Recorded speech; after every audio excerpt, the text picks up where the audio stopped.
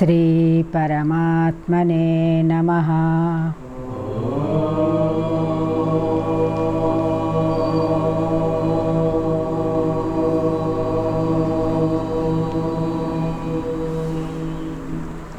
శ్రీ పరమాత్మనే నమః.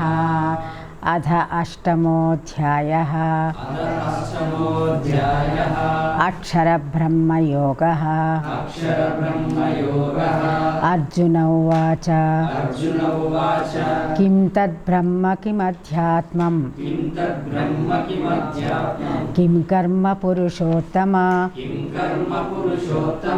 అధిభూతం చ కిం ప్రోక్తం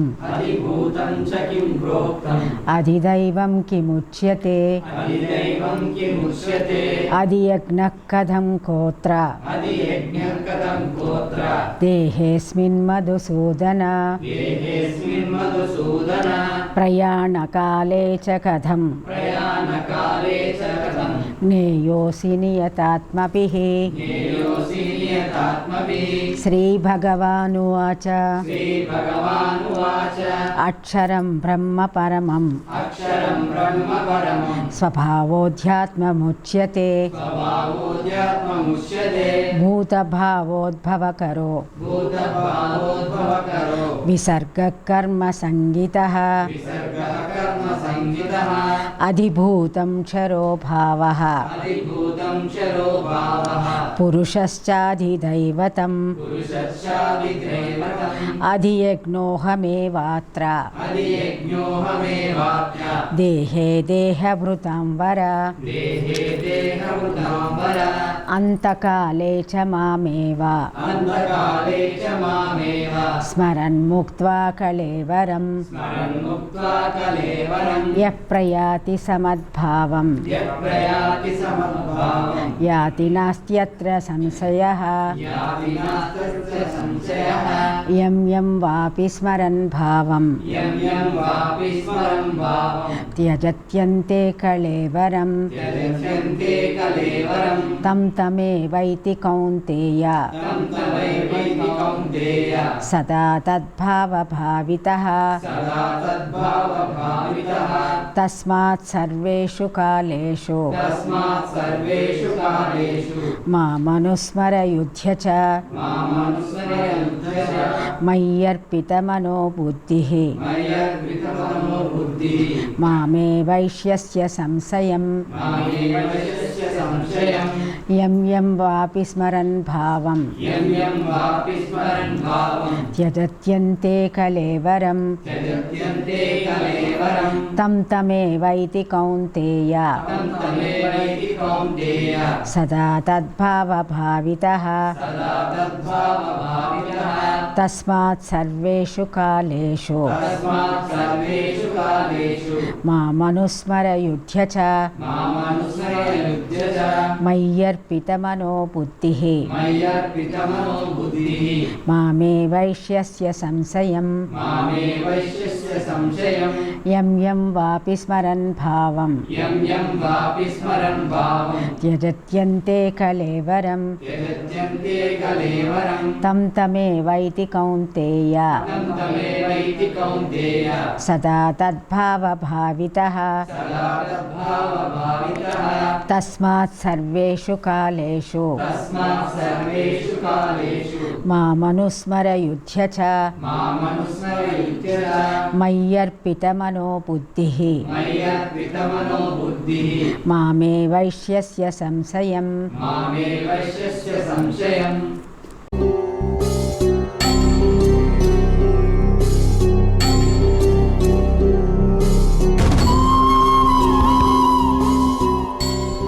వసుదేవసుతం దేవం కంసచాణూరమర్దనం దేవకీ పరమానందం కృష్ణం వందే జగద్గురుం. భగవద్గీత అక్షర బ్రహ్మయోగంలోకి అందరికీ స్వాగతం. నిన్నటి రోజున మనం ఎవరైతే మరణకాలంలో కేవలం మరణకాలంలో కూడా కేవలం నన్నే స్మరిస్తూ శరీరమును విడిచిపెడుతున్నారో వాడు నా స్వరూపాన్ని పొందుతున్నాడు, ఇది నిశ్చయము, ఇందుకు సందేహము లేదు అనే విషయాన్ని మనం వివిధమైనటువంటి కారణాల వలన ఆ విధంగా చేయటం యొక్క ఆవశ్యకతను మనం చూడటం కూడా జరిగింది. ఎందుకనంటే మామూలు అంతకాలేచన్నప్పుడు ఒక్కసారిగా మానవుడు తన యొక్క జీవితం అంతా గడుపుకునేటప్పుడు ఎన్నో రకాలైనటువంటి విషయ వాసనల వలన అతని యొక్క అంతఃకరణ ప్రభావితం అయి ఉంటుంది. సో ఆ విధంగా తీరనివి కానీ ఎన్నో కోరికలు అతని అంతఃకరణలో నిలిచిపోయి ఉంటాయి వాసనల రూపంలో. సో అటువంటి వాసనల ప్రభావం వాటిని చింతన చేయడమే అంతఃకరణకు అలవాటైపోయింది కాబట్టి అంత్యకాలంలో కూడా అవే అతనికి స్ఫురణకు వచ్చే అవకాశం ఉంది. అలా కాకుండా ప్రాపంచిక విషయాలు కాకుండా కేవలం నన్ను మాత్రమే నీవు గుర్తుపెట్టుకోవాలంటే, అనగా నీ యొక్క బాల్యము యవ్వనావస్థ నుంచే పరమాత్మను గురించినటువంటి స్మరణ నీవు ఎల్లప్పుడూ చేస్తూ ఉంటే నీ అంతఃకరణకి ఆ నామాన్ని, ఆ భగవత్ స్వరూపాన్ని చింతన చేయడం నీకు అలవాటు అవుతుంది. కాబట్టి ఆటోమేటిక్గా ప్రాణాన్ని త్యజించాల్సిన సమయంలో కూడా అదే స్వరూపం నీకు గుర్తుకొస్తుంది. ఆ విధంగా నువ్వు నన్ను చేరతావు, ఇందులో అనుమానం లేదు. కాబట్టి నువ్వు ఆయన్ని చేరడానికి కావలసినటువంటి ఉపాయం నీకు చెప్పబడింది, కానీ దాన్ని సాధించుకోవాల్సింది మాత్రం నీవే. అర్థమైందా? అందుకోసమని ఆయన ఏం చెప్పాడు, ఎప్పుడో నువ్వు మరణ సమయంలో చివరిలో వృద్ధాప్యం వచ్చిన తర్వాత నేను యోగం నేర్చుకుంటాను, లేకుంటే భగవంతుడి గురించి నేను ఆధ్యాత్మిక విద్య నేర్చుకుంటాను అంటే అప్పుడు నీ యొక్క శరీరం యొక్క సావకాశము సహకారము చాలా పూర్తిగా తక్కువగా ఉంటుంది. ఏ విధంగా నువ్వు కూర్చోలేవు, నుంచోలేవు, ఈ విధంగా చేయలేని పరిస్థితుల్లో రకరకాల అనారోగ్యాలు వస్తాయి శరీరానికి. ఇటువంటి పరిస్థితుల్లో నువ్వు యోగ సాధన చేయడం అనేది దాదాపుగా అసంభవం. కాబట్టి ఈ యొక్క అంతఃకరణలో వితరమైనటువంటి ఆలోచనలు రాకుండా ఉండడానికి వీలుగా పరమాత్మ యొక్క స్వరూపాన్ని నీవు ఎల్లప్పుడూ చింతన చేస్తూ ఉంటే అదే స్వరూపం నీ ప్రాణ ఉత్క్రమణ సమయంలో కూడా జ్ఞప్తికి వచ్చినప్పుడు ఆ స్వరూపంలో నువ్వు కలిసిపోతావు, ఇందులో అనుమానం లేదు సుమా అనే విషయాన్ని చెప్పడం జరిగింది. తర్వాత ఇంకొక విషయంగా మనం ఏం చేసామంటే, మనందరితోనూ మనకి వైష్ణవి మాయ ఉందనే సంగతి భగవంతుడు కిందటి అధ్యాయంలో మనం చెప్పడం జరిగింది. వైష్ణవి మాయ, యోగమాయ, లేక తర్వాత 3 గుణాలు, వీటన్నిటితోనూ పుట్టాడు. తర్వాత అతను మాతృగర్భం నుంచి బయటికి రాగానే వాడికి రాగద్వేషాలనేటువంటి ద్వంద్వాలు నేను పెట్టి ఉంచాను అని ఇటువంటి ఒక కత్తెరల దీంట్లో మనందరినీ పెట్టాడు ఆయన. అర్థమైంది? ఎందుకంటే వీటన్నిటినీ దాటుకుని ఎవరైతే రాగలుగుతున్నారో వారు మాత్రమే నన్ను పొందుతారు అనేటువంటి విషయాన్ని. అందుకోసమని సో ఆ విధంగా మనందరం ఇక ఇనుప చట్రంలో బిగిచిపోయి ఉన్నాం. కాబట్టి మనందరి మీద మాయ అనేది ఒకటి ఆవరించి ఉన్నది, అది 3 గుణాలతో కలిసి ఉన్నది. ఇటువంటి దాన్ని దాటడానికి అత్యంత కష్టమైనటువంటి విషయం అని చెప్పినాడు. కాబట్టి ఇప్పుడు నువ్వు మరణ సమయంలో కూడా కనుక ఏమాత్రం కొద్దిగా అశ్రద్ధగా ఉండి బయట ప్రాపంచిక విషయాల గురించి ఆలోచన, అది అట్లా అయిందే, ఇది ఇట్లా అయిందనే ఒక ఆలోచనలోకి వచ్చావనుకో, ఈ మాయ నిన్ను ఆవరిస్తుంది. ఆవరించి అటువైపుకే నీ మనసును లాక్కెళ్ళిపోతుంది. ఆ విధంగా పరమాత్మ యొక్క స్మరణ నుంచి నువ్వు బాహ్యంగా వచ్చేసే అవకాశం ఉంది. అట్టి పరిస్థితుల్లో నీవు పరమాత్మను స్మరించలేకపోతున్నావు. కాబట్టి ఆటోమేటిక్గా వేరే జన్మ చివరికి దేన్ని భావన చేస్తున్నావో అదే నీ జన్మగా నిర్ణయం అయిపోతుంది. ఆ సందర్భంలో మనం జడభరతుడి కథ, ఆయన జింక రూపం జన్మ ఎత్తడం కూడా మనం నిన్న చూడడం జరిగింది. తరువాత ఈ మాయ యొక్క ప్రభావంలో పడిపోయిన తర్వాత మనం ఏమవుతుందంటే జీవితాంతం కూడా మనం దీన్ని సాధన చేద్దామనే ప్రయత్నం చేస్తున్నప్పటికీ చివరి సమయంలో ఏ విధంగా అయితే నిచ్చెన ఎక్కుతూ చివరి మెట్టు దగ్గర కాలు జారి పడిపోతే ఎలా కింద పడిపోతామో ఆ విధంగా జీవితం అంతా కూడా చేస్తూ వచ్చినా కూడా ఒకసారి గనక దాన్ని మర్చిపోయే పరిస్థితి వస్తే అంత్యకాలంలో మళ్ళీ భగవత్స్మరణ నీకు రాదు. అంత బలవత్తరమైనటువంటి శక్తి కలిగింది మన యొక్క పూర్వవాసనలు, అంతఃకరణ మరియు మాయ. కాబట్టి నువ్వు ఎల్లప్పుడూ నన్ను మాత్రమే, మామేవా అంటే నన్ను మాత్రమే. ఎందుకనంటే మనకి భగవంతుడిని ఎప్పుడో స్మరిస్తాం తప్ప దాదాపుగా 23 మెలకుగా ఉన్నటువంటి అంత సమయంలో కూడా ఇతరమైనటువంటి దృశ్య వస్తువులు, ప్రాపంచిక పదార్థముల పట్ల మన యొక్క ఆసక్తి దాన్ని పొందాలి దీన్ని పొందాలనేటువంటి కోరిక మనకి ఎక్కువ సార్లుగా జరిగినప్పుడు ఏమవుతుందంటే అది ఒక వాసనగా ఏర్పడుతుంది. సో మనసుకి ఏ విధమైనటువంటి భావాన్ని మనం అలవాటు చేస్తున్నామో అదే భావం నీకు అంత్యకాలంలో కూడా గుర్తొస్తుంది. అర్థమవుతుందా? సో అందుకని ఆయన ఏం చెప్తున్నాడు, దానికి విరుగుడుగా ఏం చెప్తున్నాడు అంటే, నువ్వు ప్రపంచ విషయాలను బతుకు, ప్రపంచంలో బతుకు, కానీ వాటి పట్ల ఆసక్తి ఎక్కువగా పెట్టుకోవద్దు. ఎంతవరకు జీవించాలో అంతవరకు, అంటే కేవల ఇంద్రియములుగా ఉండడం అనేటువంటి అలవాటు నువ్వు పెట్టుకునేటట్లయితే అప్పుడు ఆ స్థానంలో నన్ను నువ్వు నిలుపుకుని నా యొక్క స్వరూపాన్ని ఎప్పుడు మననం చేసుకుంటూ ఉండు నిరంతరము. అప్పుడు ఈ ఇతరమైనటువంటి విషయాలు నీ మనసులోకి చొరబడవు గనక అప్పుడు అది ఆ స్థానాన్ని నేను పొంది ఉంటాను గనక నీవు నా స్వరూపాన్ని పొంది వెళ్ళిపోతే పైకి నా దగ్గరికి రావడానికి అవకాశం ఉంటుంది అనే విషయాన్ని చూడడం జరిగింది.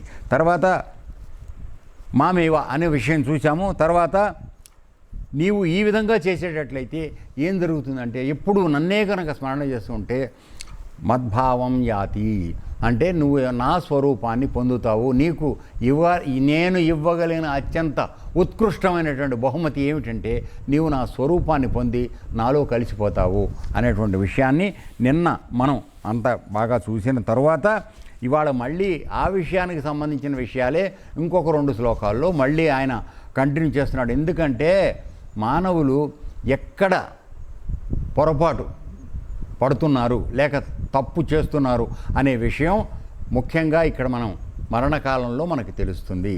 దీని యొక్క ప్రభావం ఎంత గొప్పది అంటే, నీవు చేస్తున్నటువంటి సాధన వల్ల కానీ నువ్వు చేస్తున్న పొరపాటు వల్ల కానీ నీ నెక్స్ట్ జన్మ డిసైడ్ అవుతోంది. అర్థమైందా? సో అందువలన జన్మ లేకుండా చేసుకుంటావా, ఇప్పుడు అన్నీ చదువుకుంటూ వచ్చాం మనం. మనసును తీసుకెళ్ళి పరమాత్మలో లగ్నం చేయాలి, కదలకుండా ఉండాలి, కూర్చోవాలి, ధ్యానం చేయాలి, యోగం చేయాలి, ఇవన్నీ రకరకాలు చెప్పాం. ఇన్ని చేసిన తర్వాత కూడా నీ యొక్క ఆ మనసులో ఆయన స్వరూపం నిశ్చితంగా ప్రతిష్ఠితం కాకపోయేటట్లయితే దీని యొక్క ఫలితం మొత్తం 0. అర్థమైందా? అందుకోసమని నీకు ఇన్ని 99 సంవత్సరాల 99 రోజులు నువ్వు చేసినటువంటి శ్రమ మొత్తం, సాధన మొత్తం కూడా చివర ఒక 2 క్షణాలు ప్రాణం విడిచిపెట్టేటప్పుడు చిన్న పొరపాటు జరిగితే మొత్తం తేడా ఉల్టా పల్టా అయిపోతుంది. సో అంత ప్రభావవంతమైనటువంటిది మానవుడు యొక్క నెక్స్ట్ జన్మకు సంబంధించినటువంటి సంబంధం, లింక్. సో ఈ లింక్ జాగ్రత్తగా ఉండకపోతే కనుక మళ్ళీ నెక్స్ట్ జన్మకు మనకి ఏమైపోతామో మనకు తెలియదు. దేని గురించి ఆలోచిస్తున్నామో అది వస్తుంది. అందుకని ప్రారంభ దశ నుంచి కూడా నీవు భగవంతుని గురించినటువంటి స్మరణ అలవాటు చేసుకునే విధంగా నీ యొక్క జీవితాన్ని గడుపుకోమని చెప్తున్నాడు ఆయన. అర్థమైందన్న? లేకపోతే చివరికి ఈ మామూలుగా ప్రపంచ విషయాల్లో ఏది ఆలోచించుకుంటూ ఎక్కువగా, ఇప్పుడు సపోజ్ పగలంతా కూడా ఒక విషయం ఆలోచించుకుంటూ వస్తున్నాం అనుకోండి, ఒకటి జరిగింది, అది అయింది, ఇది అయింది, ఇది అయింది అని అనుకుంటూ వస్తున్నాం అనుకోండి, రాత్రికి కూడా దానికి సంబంధించిన కలలే వస్తాయి. లేదు తర్వాత తెల్లవారు కూడా ఈ విషయమే గుర్తొస్తుంది. ఎందుకని? అది మనసులో ముద్రపడిపోయింది. ఇవాళ జరిగిన సంఘటన మన మనసులో ముద్రపడిపోయింది కాబట్టి అదే రిపీటెడ్గా గుర్తొస్తూ ఉంటుంది, టీవీలో రీప్లే అని వచ్చినట్టుగా. అర్థమైందా? సో అందువలన అటువంటి వాటిని రీప్లేలోకి రానివ్వకుండా ఉండాలంటే ఆ స్థానాన్ని పరమాత్మ స్వరూపంతో నువ్వు భర్తీ చేయాలి. అలా భర్తీ చేసుకుంటూ వెళ్ళినప్పుడు ఈ మిగతా వచ్చి అక్కడ ఆ స్థానాన్ని ఆక్రమించే అవకాశం ఉండదు కనుక నీవు పరమాత్మ వైపుగా మరలి అంత్యకాలంలో వెళ్ళే అవకాశం ఉంటుందనే విషయం మళ్ళీ ఇవాళ కూడా అదే చెప్తూ ఇప్పుడు ఏమిటి చెప్తున్నాడంటే ఇంకొక రహస్యం మనకు చెప్తున్నాడు. ముందుగా టీకా తాత్పర్యం చూద్దాం. జీవుడు ఏ భావంతో శరీరాన్ని ఇక్కడ చూడు, అంత్యకాలంలో శరీరం నన్ను తలుస్తూ వదిలిపెడితే శరీరం వాడు నన్ను స్వరూపాన్ని పొందుతున్నాడు, ఇందులో సందేహం లేని చెప్పాడు. ఇక్కడ ఒక కొత్త విషయం తీసుకొస్తున్నాడు. ఏమిటి? ఆ శరీరాన్ని విడిచిపెట్టేటప్పుడు ఏ భావంతో వాడు జరిగిపోతున్నాడో ఆ రూపాన్నే వాడు పొందుతాడు అని చెప్తున్నాడు. ఇది రహస్యం, 2వ రహస్యం మనకి చెప్తున్నాడు. సో దానికి టీకా తాత్పర్యం ఏం చెప్తున్నాడో చూద్దాం. కౌంతేయ, ఓ అర్జున, ఎవడు అంతే మరణకాలమందు ఎం వాపి భావం, ఏ భావమును లేక రూపమును స్మరన్ తలంచుతున్నవాడై కళేబరం శరీరమును త్యజతి విడుచుచున్నాడో సహా వాడు ఎల్లప్పుడు సదా ఎల్లప్పుడును తద్భావభావిత సన్ ఆయా భావము యొక్క స్మరణముచే కలిగిన సంస్కారము గలవాడై. అంటే ఆ స్వరూపం యొక్క బలం ఎంత గొప్పగా ఉంటుందంటే అదే నీకు గుర్తు వస్తుంది. సో ఆ స్మరణము చేత కలిగిన సంస్కారము గలవాడై తం ఏవా ఆ భావం ఆయా రూపముని ఏతిహి పొందుతున్నాడు. ఇక్కడ కొత్త విషయం కాబట్టి. అంటే ఎందుకు నన్నే మామేవా స్మరణ అని ఎందుకు చెప్తున్నాడంటే దానిలో ఉన్న రహస్యం ఇది ఇవాళ మనకి తెలియపరుస్తున్నది. ఏమెందుకు చెప్తున్నాడు? ఎవడు మరణకాలమందు ఏ భావమును లేక ఏ రూపాన్ని, సపోజ్ నువ్వు పెద్ద బంగళా కట్టుకోవాలని కోరుకుందనుకో బేట, సో ఆ బంగళానే నాకు అంత పెద్దది ఉండాలి అట్లా ఇట్లా అని అనుకున్నావు అనుకో, ఆ బంగళా నీకు వచ్చే జన్మలో కావలసిన చోటకి నిన్ను పుట్టించే పని చేస్తాడు. అంటే ఇది కూడా మనకు సందేహం వస్తుంది. గురువుగారు దేవుణ్ణి అనుకోవచ్చు, లేదంటే సజీవ రూపాలైనటువంటి ఏనుగో ఇదో ఇంకోటో ఏదో నేను ఆలోచించవచ్చు కదా, ఇవి అసలు సజీవం కాంది కదా, బంగళాలను పొలాలు ఏమిటి ఇవంటే ఇవి కూడా వస్తాయి. ఇది కూడా భావిస్తూ నువ్వు వెడితే గనక అవి ఎక్కడ దొరుకుతాయో అక్కడికి నువ్వు వెళ్ళి పడతావు. అర్థమైందా? కాబట్టి ఇక్కడ నువ్వు సజీవమైంది దేవుణ్ణి కొలిచావా, లేకపోతే ఇంకోటి దేవతను కొలిచావా, ఇంకో పని చేసావా, బంగ్లా కొలిచావా, ఏది నువ్వు ఆలోచన చేస్తున్నావో దాని దగ్గరికి వెళ్ళిపోతావు. సరే ఇల్లు వాకిలు అంటావా, ఇల్లు వాకిలే అచేతనంగా ఉండేవి కాబట్టి అవి పొందగలిగినటువంటి యోనిలోకి నువ్వు పెడతావు. అర్థమైందా? ఒక అడ్డదారిలో డబ్బులు సంపాదించి ఆయన కొడుకుగా పుడతావు. ఎందుకని నీకు డబ్బులే కావాలి, బంగ్లా కావాలి, అందుకని వెళ్ళటమే పెద్ద బంగ్లాలో ఉన్న ఆయన ఇంటో పుడతావు. అదే నీ కోరిక తీర్చబడుతుంది, అందులో అనుమానం ఏం లేదు. సో ఈ విధంగా మరణకాలంలో ఏ రూపాన్ని నువ్వు స్మరణ చేస్తున్నావో, చింతిస్తున్నావో అంటే స్మరణ చేస్తున్నావో, అప్పుడు ప్రాణం విడిచిపెడతావో, ఆ స్మరణ చేస్తూ ప్రాణం విడిచిపెడతావో వాడు అటువంటి భావం యొక్క స్మరణ చేత కలిగిన సంస్కారం, అంటే దాన్ని స్మరించడం వలన కలిగిన సంస్కారం, అంటే దాని యందు నీకు ఒక ఆసక్తి ఏర్పడుతుంది కదా, ఆ ఆసక్తి ఏదైతే ఉందో ఆ ఆసక్తి సంస్కారం నీకు జన్మకి మళ్ళీ నెక్స్ట్ జన్మకి కారణం అవుతుంది.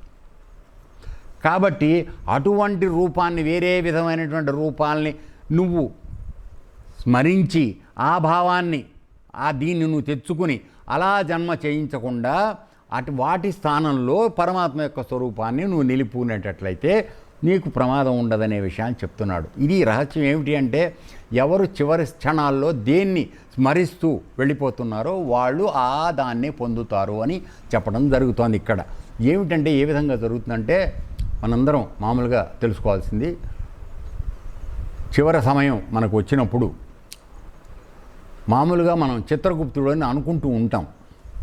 కానీ అసలు జరిగేటువంటి రహస్యం ఏమిటంటే, గుప్త చిత్రములనేవి నీ కళ్ళ ముందు ఒక సినిమాలాగా రీలు నడుస్తూ ఉంటుంది. అంటే నీవు ఊహ తెలిసినప్పటి నుంచి చేసుకుంటూ వస్తున్నటువంటి కర్మల యొక్క చిన్న చిన్న ఫోటోలు, పాస్పోర్ట్ సైజ్ ఫోటోలు కొన్ని నీ ముందు కదులుతూ ఉంటాయి. ఇట్లా నీకు తెలుస్తూనే ఉంటుంది. భయం వేస్తుంది అవి చూసేటప్పటికి, ఎందుకంటే మనకు అద్దంలో చూసుకోవడం తెలుసు, కానీ స్వయంగా అద్దం లేకుండా ఒక విషయం కనపడితే మనకు భయం వేస్తుంది. సో ఆ భయానికి ఈ స్వరూపం పెడుతూ ఉంటాడు వాడు.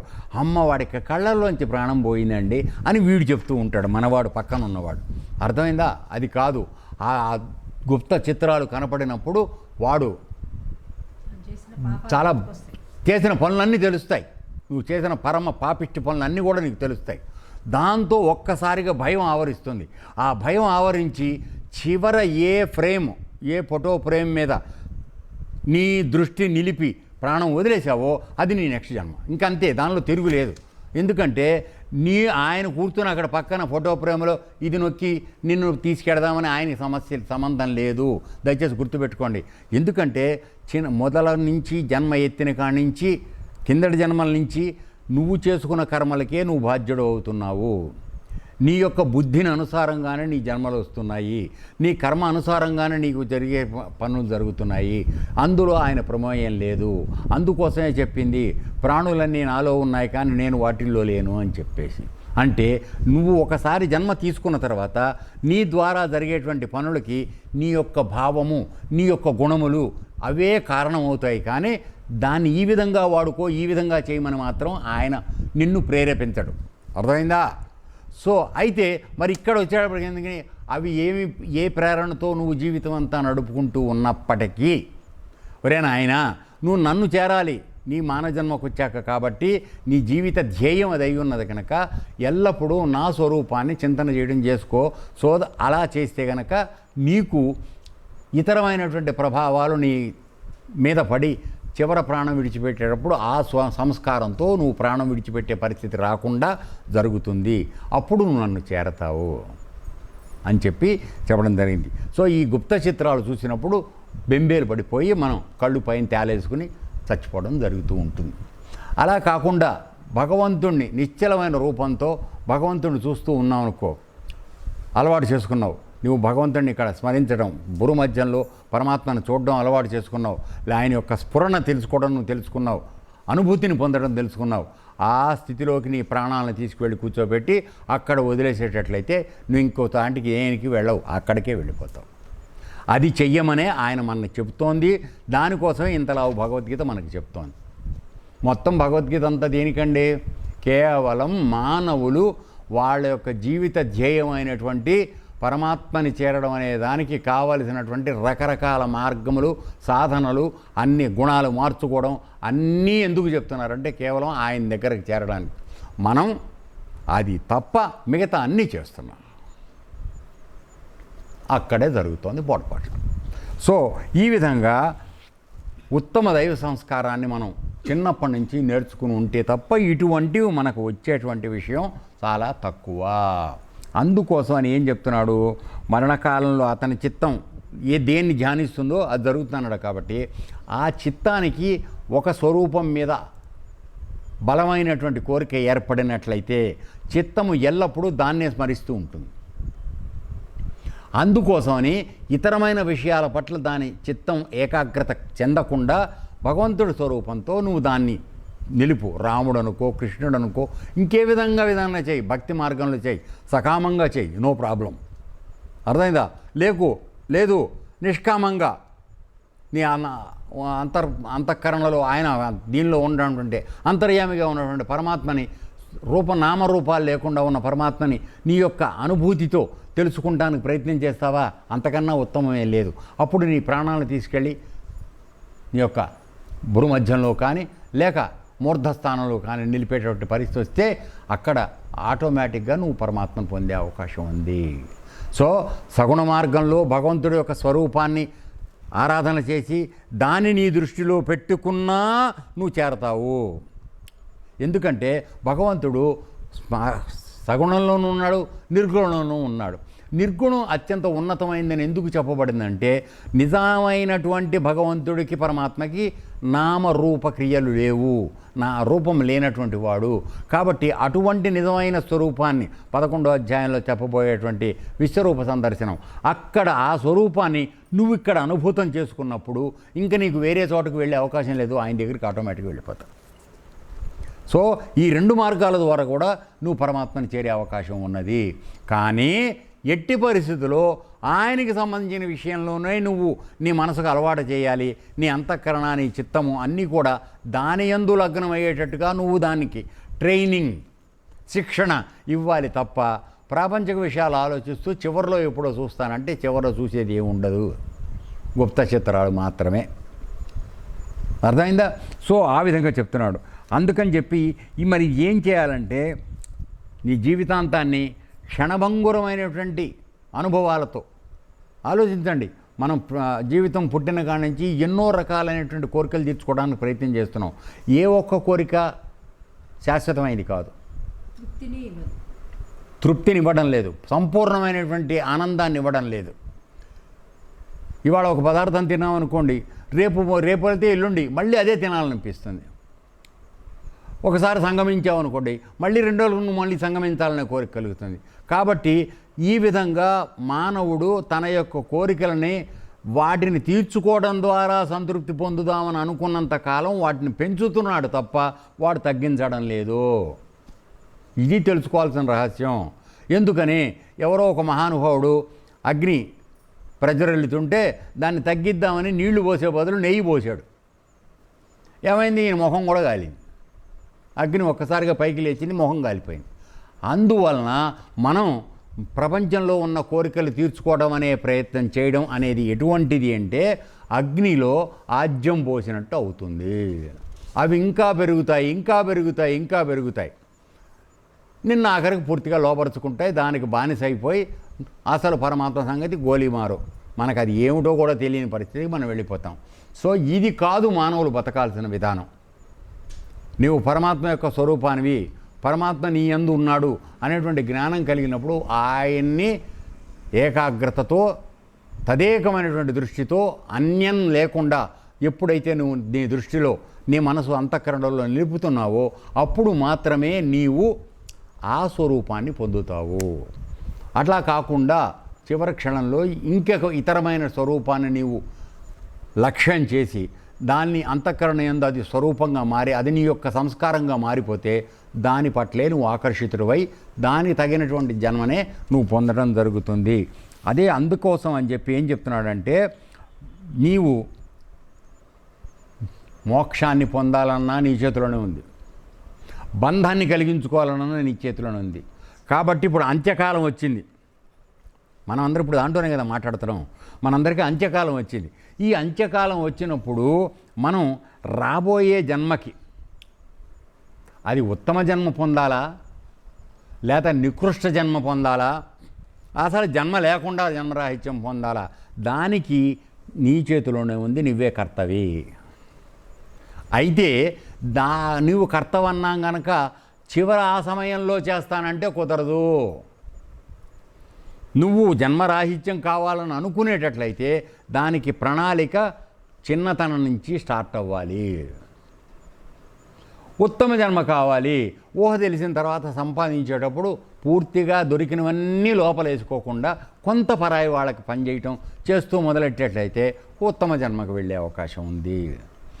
పక్కవాడిది అందరిది ఎవరిది కనపడితే వాడిది దోచి లోపలేసుకుంటున్నావు, నువ్వు నికృష్ట జన్మ ఖాయం. సో ఏ విధంగా అయినా నీవే కర్తవి. అర్థమైందా? ఒక్క జన్మరాహిత్యానికి కావాలి, నాకు భగవంతుడే కావాలని కోరుకున్నప్పుడు మాత్రం దానికి వేసేటువంటి కార్యాచరణ ప్రణాళిక ఏదైతే ఉన్నదో అది నీ చిన్నతనం నుంచి జరగాలి. మిగతా వాటికి అక్కర్లా. ఇప్పుడు నువ్వు సంపాదించడం మొదలుపెట్టినది దానాలు ఎట్ట చేస్తావు అయ్యా? చేయలేవు కదా. అందువలన నువ్వు సంపాదించడం మొదలుపెట్టిన తర్వాత దానాలు చేసుకుంటూ వెళ్ళు, సత్కర్మలు చేయి, నలుగురు భోజనాలు పెట్టు, నలుగురికి ఏమి సహాయం చేయాలో అది చేయి, జీతం లేనివాడికి అన్నం లేనివాడికి అన్నం పెట్టు, లేనివాడికి జీతాలు కావాలన్నవాడికి జీతాలు కట్టు, ఏదో విధంగా డ్రెస్సులు కొని చెప్పులు కొని ఏదో విధంగా చేయి, ఇంకొక ప్రాణికి సహాయపడు, ఉత్తమ జన్మ ఖాయం.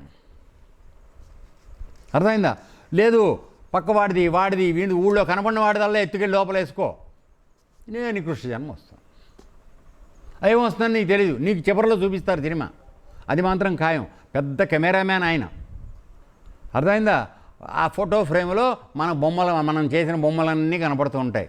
ఏ బొమ్మ మీదకి వచ్చి ఆ ఫోటో ఫ్రేమ్ ఆగిపోతుందో అక్కడ ఆయన క్లిక్ కొడతాడు. ఆ క్లిక్ కొట్టంగానే నీకు ఆ జన్మ డిసైడ్ అయిపోతుంది. ఇది జరిగే రహస్యం. సో కెమెరామాన్ ఆయనే, పెద్ద కెమెరామ్యాన్. అర్థమైందండి? సో ఈ విధంగా మనం సాధన చేసుకుంటూ వెడితే గనక కానీ మన యొక్క సంస్కారాలు మారే అవకాశం లేవు. సంస్కారం మారందే పరమాత్మ వైపు మన సంస్కారాన్ని మరల్చలేని పక్షంలో మనం మన కర్మ అనుసారంగా మనం వేరే జన్మకి వెళ్ళటం జరుగుతుంది. అర్థమైందా? కానీ ఇక్కడ మనం భగవద్గీత అంతా ఎవరి మీద చెప్తున్నాం? మనం ఎవడైతే పరమాత్మను తెలుసుకుని మోక్షాన్ని పొందాలనుకుంటున్నాడో వాడి గురించి కదా మనం మాట్లాడుతోంది. మిగతా ప్రపంచంలో చెడ్డ పనులు మంచి పనులు చేసేవాడి గురించి మనకు పెద్ద అవసరం లేదు.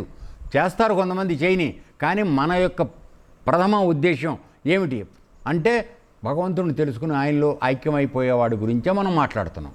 ఈ రకరకాల సాధనలన్నీ వాడికే చెప్పబడుతోంది. కాబట్టి ఇక్కడ అంత్యకాలంలో కూడా నీ యొక్క అంతఃకరణలో ఏర్పడినటువంటి సంస్కారాలు భగవంతుడి స్వరూపంతో నింపి ఉంచుకో. చిన్నప్పటి నుంచి ప్రయత్నం చేయి. లేని పక్షంలో అక్కడ చివరికి ఏది కనపడుతుందో ఆ రూపం నువ్వు పొందుతావు అనే విషయాన్ని ఇక్కడ చెప్తున్నాడు. కాబట్టి ఇంకొక విషయం కూడా చెప్పుకోవాల్సింది ఏంటంటే మనం ఎంత సాధన చేద్దాం అనుకున్నాం, భగవంతుడి గురించి ఆలోచిస్తున్నాం. కానీ సడన్గా కఫ వాత పిత్తాలు ఈ 3 రకాలైనటువంటి ప్రభావాలు మన శరీరం మీదకి వస్తాయి వృద్ధాప్యంలో జరిగిపోయేటప్పుడు. యాక్సిడెంట్ జరిగిపోయేవాడి సంగతి అవన్నీ మాట్లాడకండి, వాడికి అసలు సస్తాన సంగతే తెలియదు.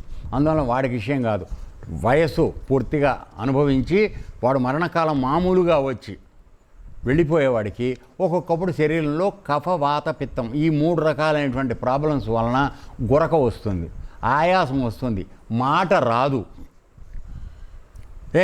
ప్రాణం బోరాన్ అయిపోతూ ఉంటుంది.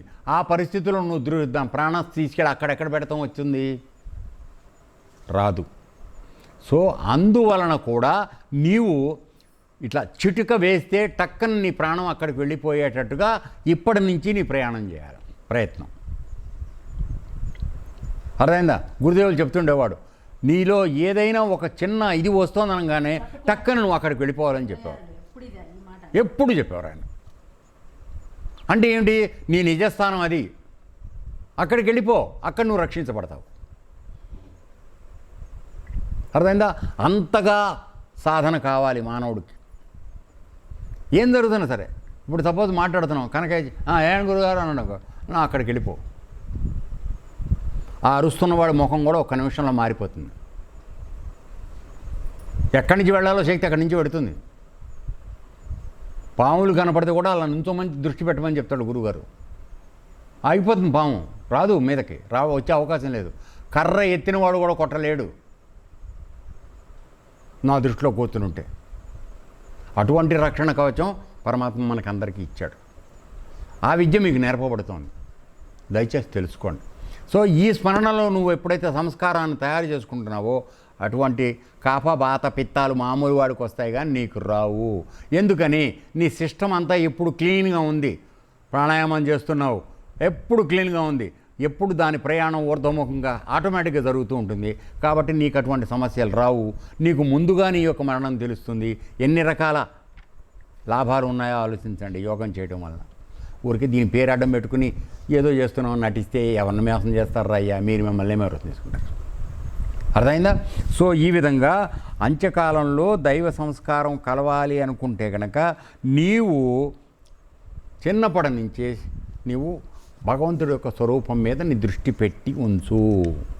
లేని పక్షంలో ఇతరమైన వస్తువుల పట్ల, ఇతరమైన మనుషుల పట్ల, సపోజ్ మీ నాన్నగారి గురించో నీ పెళ్ళాం గురించో ఆలోచిస్తూ చచ్చిపోయావు అనుకో, ఏంటి ఆవిడకి సంబంధించిన వ్యవహారంలో నువ్వు మళ్ళీ జన్మ తీసుకుంటావు. మళ్ళీ ఆవిడ నీకు భర్తగానో లేకపోతే నువ్వు భార్యగానో ఏదో విధంగా మారి, లేకపోతే నీ చెల్లెలుగానో అక్కగానో, మొత్తం మీద ఆ కనెక్షన్ నీకు కంటిన్యూ అవుతుంది. అర్థమైందా? సో అందుకన్నా ఇతరమైనటువంటి విషయాల మీద పెట్టుకోకుండా మామేవా, మనకి నిన్న శ్లోకంలోనే చెప్పాడు, నన్ను మాత్రమే తలుచుకో అని చెప్తున్నాడు.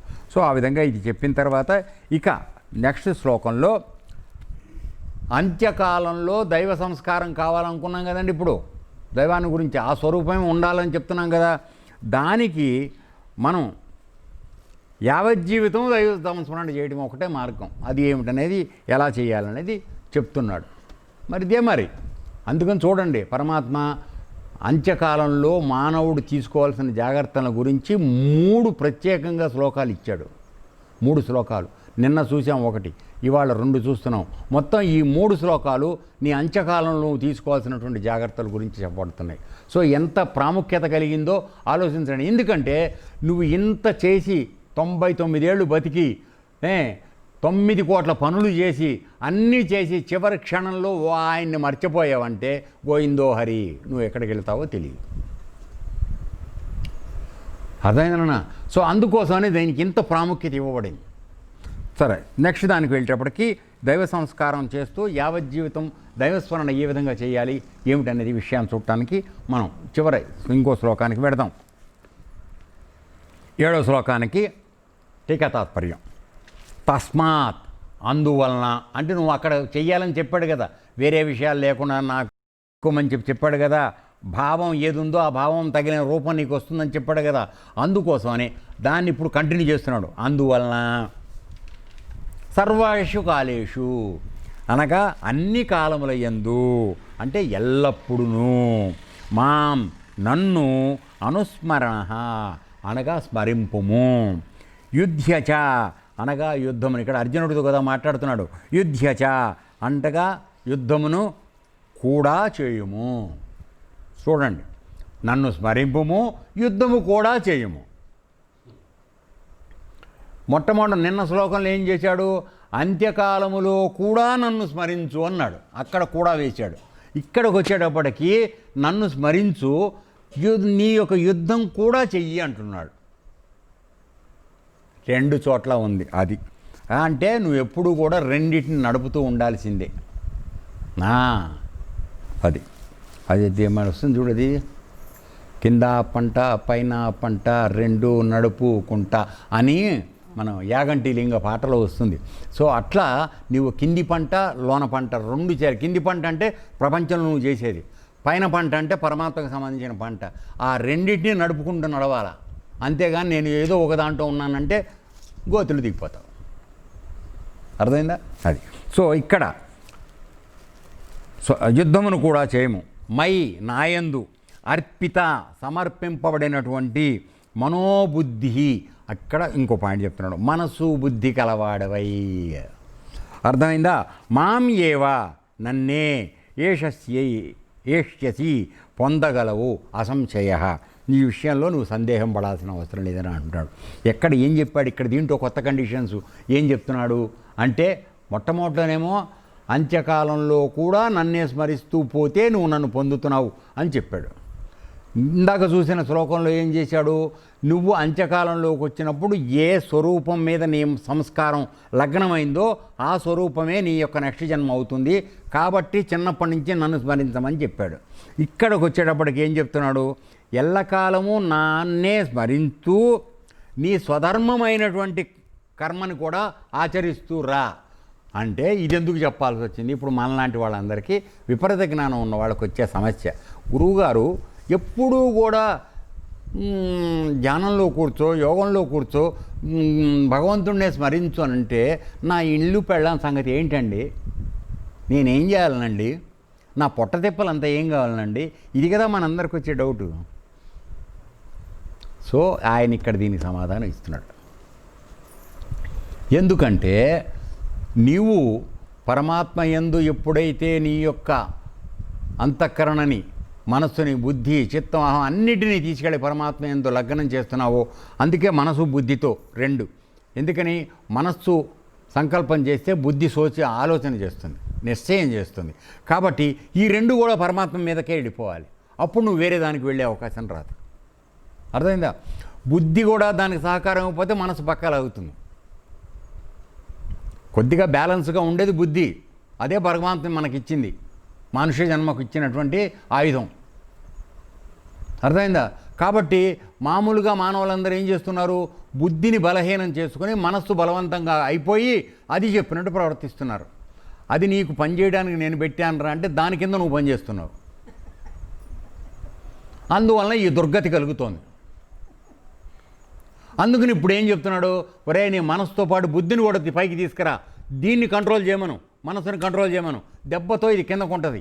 అప్పుడు బుద్ధి, అక్కడ బుద్ధికి నేను పవర్ ఇస్తా. దదామి బుద్ధి యోగం, నీకు నేను బుద్ధి ద్వారా నీకు ఆ జ్ఞానాన్ని ఇస్తాను, పట్టుదలగా చెయ్యి. అర్థమైందా? అందుకని ఇక్కడ మనసు బుద్ధి రెండింటినీ కలపమని చెప్తున్నాడు. వద్దాం దాంట్లోకి. కాబట్టి ఇక్కడ ఎల్లకాలమునందు నన్నే స్మరించుచు నీ యొక్క స్వధర్మైనటువంటి యుద్ధాన్ని కూడా చేయము అన్నాడు. సరే, మరి మనందరికీ యుద్ధాలు లేవే, మనం ఏం చేయాలా? ఆయన అంటే క్షత్రియుడు, ధర్మయుద్ధం చేయడం ఆయన యొక్క స్వధర్మం. అర్థమైందా? ఇక్కడ స్వధర్మం మనందరికీ ఏమిటి అంటే, ఎవరి కుల వృత్తులు కానీ లేక గుణ కర్మ విభాగశ అని చెప్పి నేను చాతుర్వర్ణాలు సృష్టి చేశానని చెప్పాడు కదా. సో ఆ విధంగా ఏర్పాటైనటువంటి నీకు అనువైనటువంటి కర్మను ఏది చేస్తున్నావో నీ గుణానికి దీన్ని ఆధారంగా చేసుకొని ఆ కర్మని నువ్వు చేస్తూ ఉండు.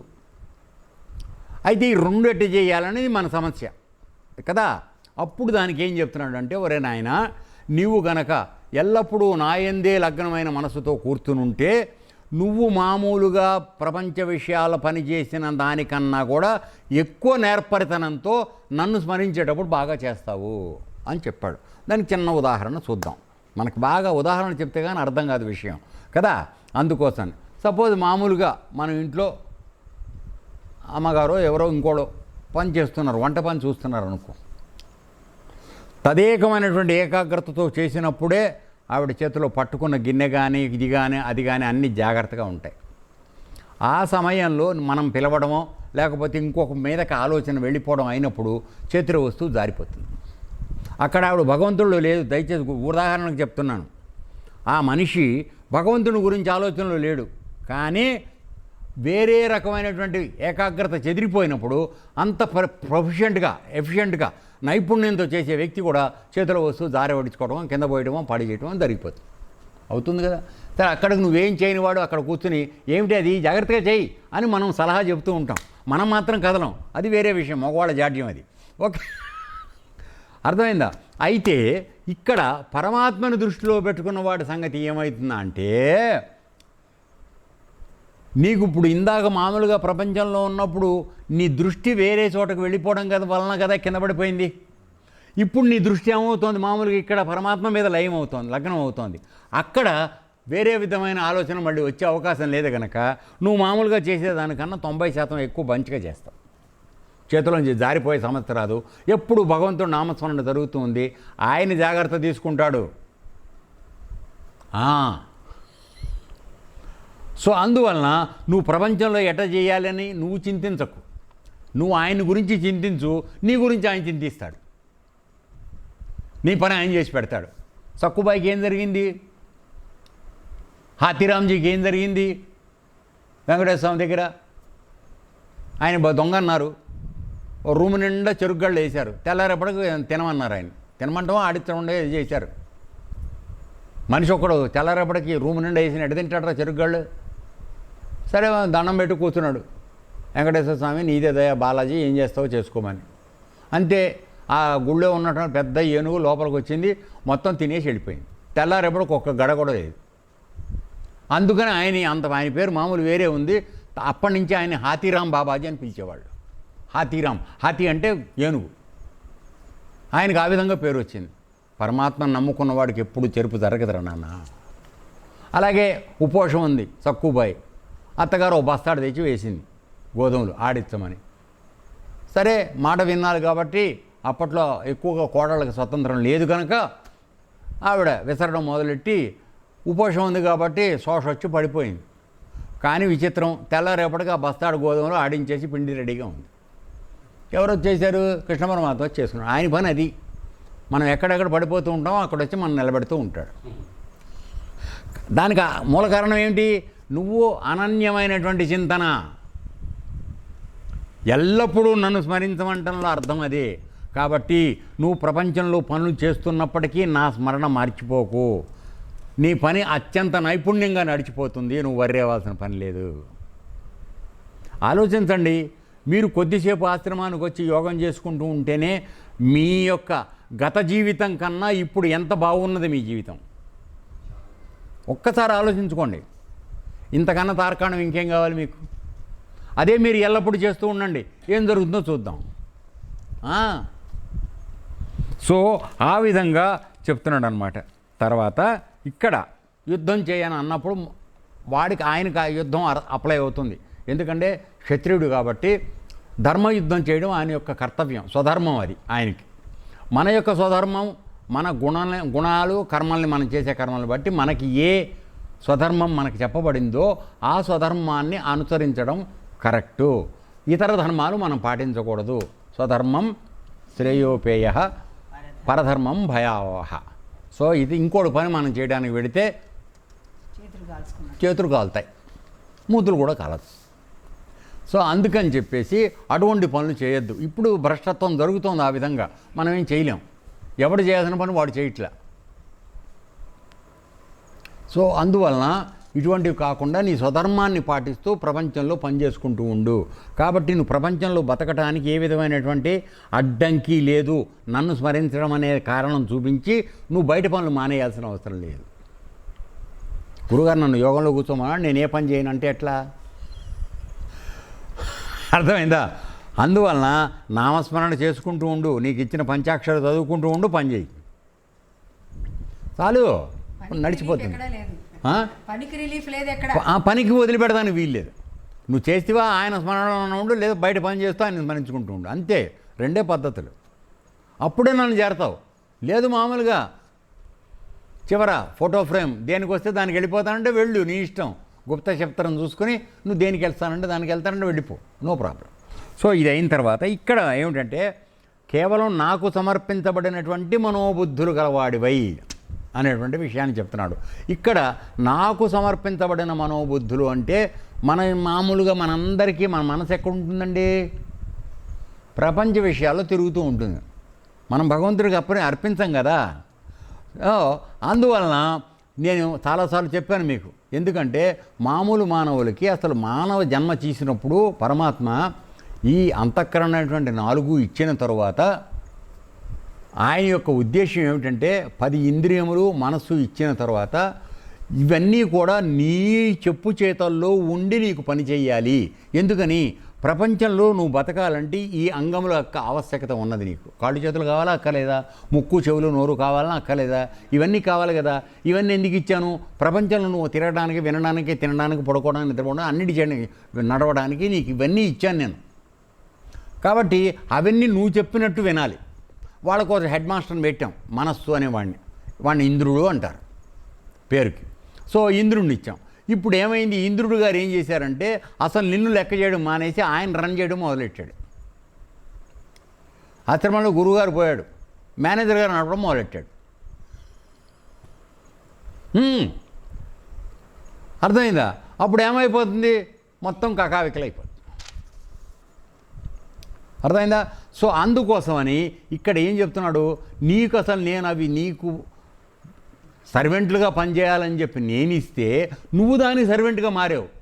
మనసు ఏం చెప్తే దానికల్లా వెనకాల వెళ్ళిపోతున్నావు. ఇది నీ దురదృష్టం. అర్థమైందా?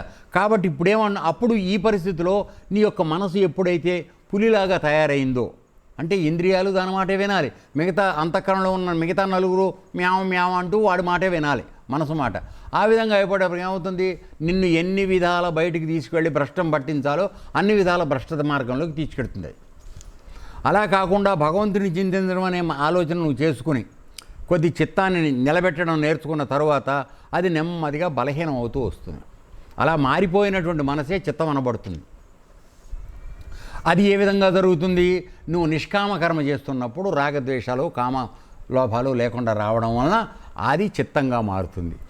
అట్టి పరిస్థితిలో ఏ విధమైనటువంటి ఆశ నిరాశలు లేకుండా, ద్వంద్వాలు లేకుండా నువ్వు పని చేసుకుంటూ పెడుతున్నావో అప్పుడు కాలక్రమంలో నీ యొక్క బుద్ధి బలంగా అవుతుంది. బుద్ధి బలంగా ఎప్పుడైందో మనసు వేసే ఆటల్ని అది నియంత్రిస్తుంది. అందుకోసమని నాయందు సమర్పించబడిన మనసు బుద్ధులతో చెయ్యి అని చెప్తున్నాడు. ఎందుకంటే మనకి ఏం అడ్డం వస్తాయో ఆయనకి తెలుసు. ఆయన దోవలోకి మనం వెళ్ళాలనుకుంటే మనకి ఏం అడ్డం వస్తాయో ఆయనకి తెలుసు. అందుకని నాకు వాటిని కూడా సమర్పించు, అప్పుడు కానీ నువ్వు నా దోవకి నిరాటంకంగా రాలేవు, లేకపోతే అవి ఆటంకాలు క్రియేట్ చేస్తూ ఉంటాయి అనేటువంటి విషయాన్ని కూడా చెప్పడం జరిగింది. ఈ విధంగా చెప్పిన తర్వాత ఎందుకంటే ఏ విధంగా అంటే ఈ నిరంతరమైనటువంటి దైవచింతన చేసుకునే పక్షంలోనే మాత్రమే నీకు అంత్యకాలంలో భగవంతుడి స్మరణ వస్తుంది, మిగతావి రాకుండా. కాబట్టి నిరంతరం నన్ను స్మరిస్తూ ఉండు. నీ బయట ప్రపంచంలో చేసుకున్న పనులకు అడ్డం లేదు. అర్థమైందా? తర్వాత కాబట్టి ఇక్కడ చిన్నప్పటి నుంచి చేస్తే కానీ కుదరదని ఇందాక మనం చూసుకున్నాక 3 శ్లోకాల్లోనూ కొద్దిగా రిపీట్ అవుతున్నాయి, ఏమనుకోకండి. కానీ ఒక్కొక్క కొత్త విషయాన్ని మనకి దాంట్లో చెప్తున్న జరగటం వల్ల ఈ విధంగా అవుతుంది. తర్వాత అనుస్మరణ్ అంటే ఎల్లప్పుడూ విడిచిపెట్టకుండా నన్నే స్మరిస్తూ ఉండమన్నాడు. ఎందుకని? ఇందాక మీకు చెప్పినట్టుగా నీవు ఇతరమైన విషయాలను అనుస్మరణ చేస్తూ ఉంటే ఎల్లప్పుడూ ప్రపంచ విషయాల గురించి బంగళా లేదు, అది లేదు, ఇది లేదని ఆలోచన చేస్తూ ఉన్నావు అనుకో, నీవు అదే నీ చివరి చిత్రం అవుతుంది. నువ్వు మళ్ళీ ఆ జన్మకు కావాల్సిన దానికి వెళ్ళిపోతావు. అలా కాకుండా పరమాత్మనే అనుస్మరణ చేసావనుకో, అప్పుడు పరమాత్మ స్వరూపే నీకు లభ్యం అవుతుంది, నువ్వు జన్మలేని స్థితికి వెళ్ళిపోతావు. సో అనుస్మరణ అనేది ఆ విధంగా చేసుకోవాలి. తర్వాత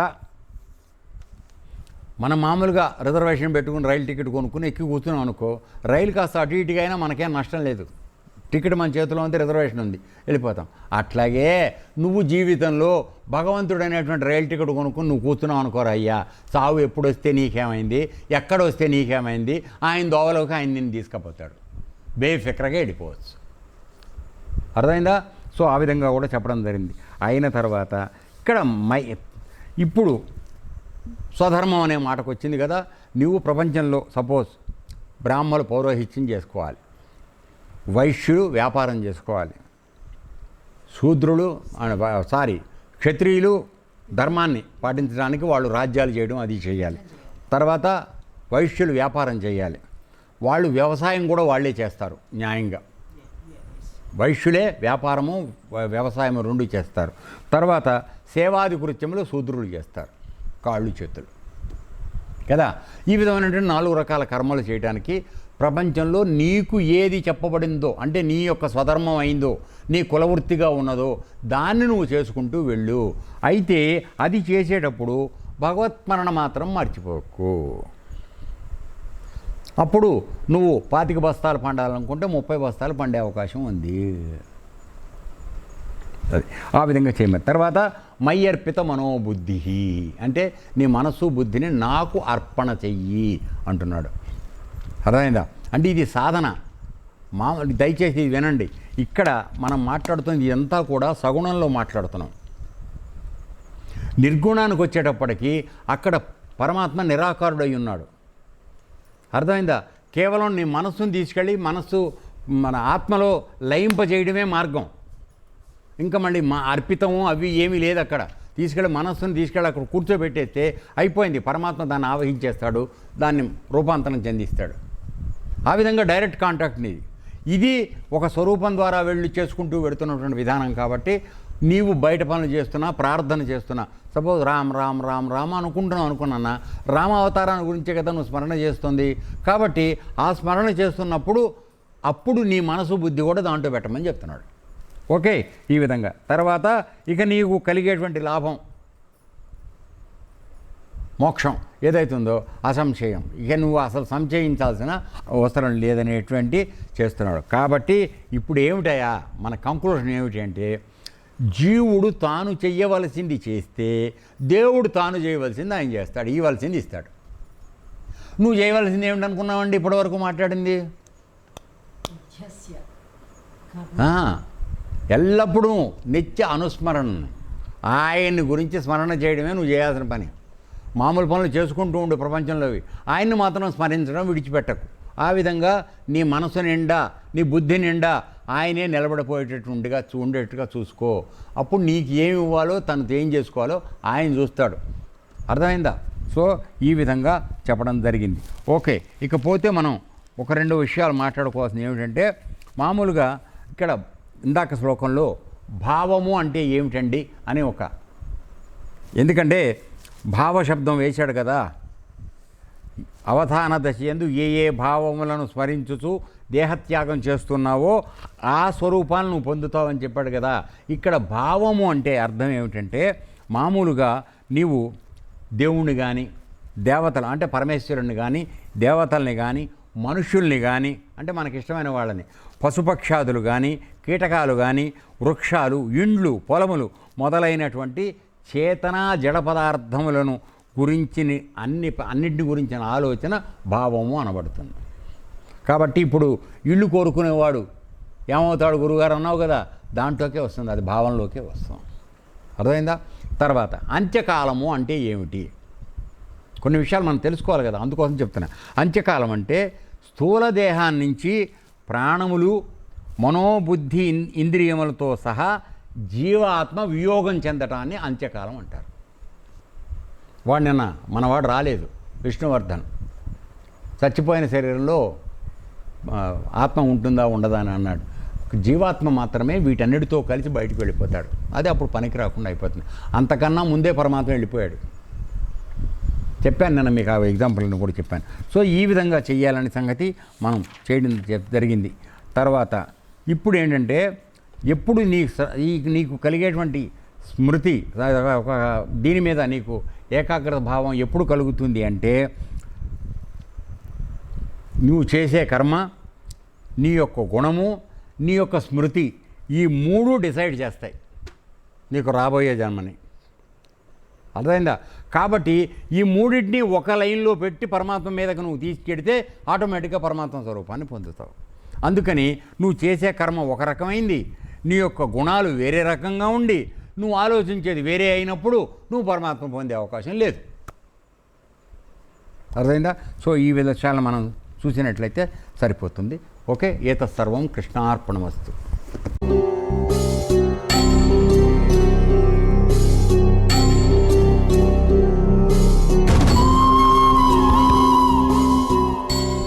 ఓం తత్సదితి. శ్రీమద్భగవద్గీతాసు ఉపనిషత్సు బ్రహ్మ విద్యాయాం యోగశాస్త్రే శ్రీకృష్ణార్జున సంవాదే అక్షరబ్రహ్మ యోగో నామ అష్టమోధ్యాయః. ఓం శాంతి శాంతి శాంతిః. లోకాః సమస్తాః సుఖినో భవంతు. ఏతత్ సర్వం బ్రహ్మార్పణమస్తు. ఓం తత్సత్.